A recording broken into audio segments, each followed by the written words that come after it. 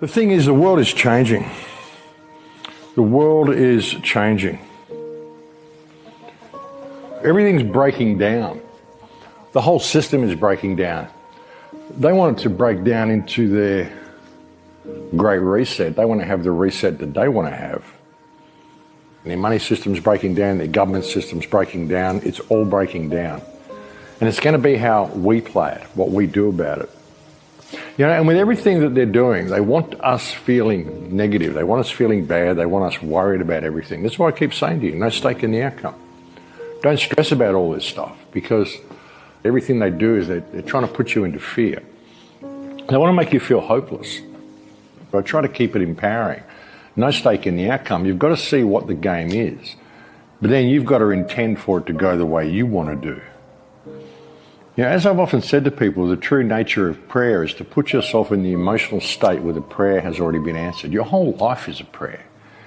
Because you're having this emotional conversation all the time. You're having this emotional conversation and the field is mirroring that back to you. If you're in a state of fear, if you're in a state of stress about income or stress about money or stress about anything, well, that's what you're putting into the field.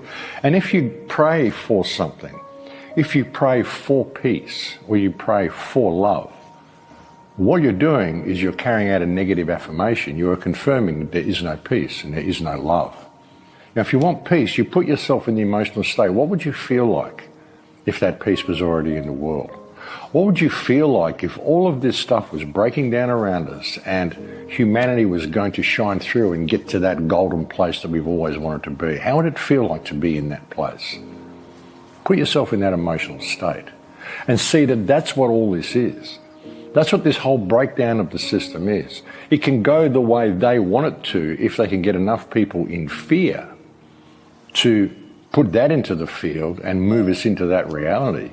But if enough people see this as a really positive thing and a really crucial time for humanity and a time of great opportunity where humanity actually gets to stand in their power, we can change the world. It's really that simple. A lot of people don't think it is. They'll say that's hippie, airy, fairy, new age, whatever. They don't understand.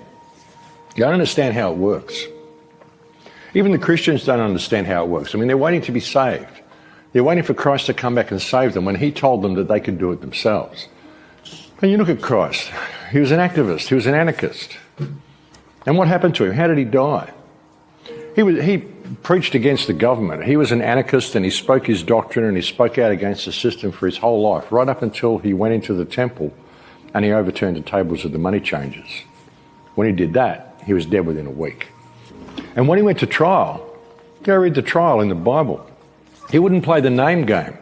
They're asking him who he was and they're saying, well, who do you say I am?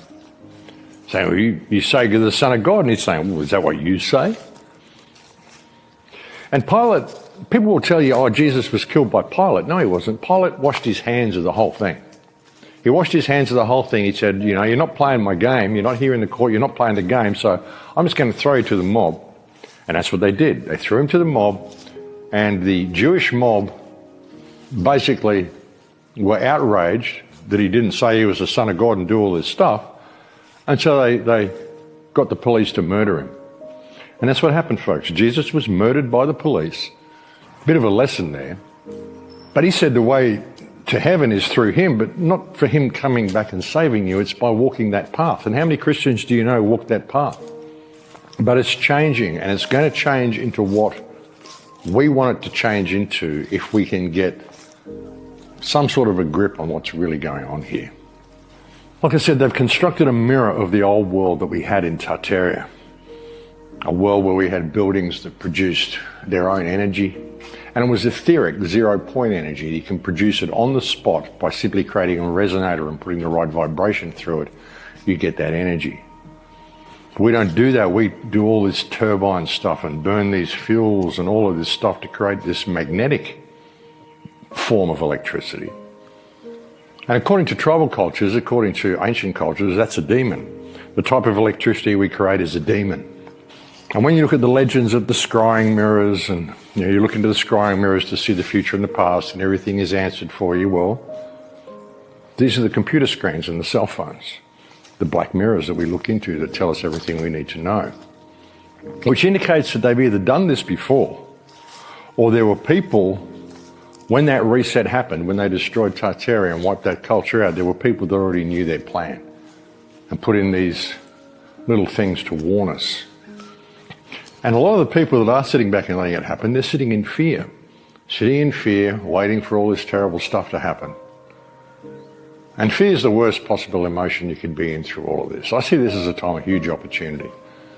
I mean, you came here to exit this realm. I mean, this is just the exam that you're doing before you exit, just to see what you're made of. So, what are you made of?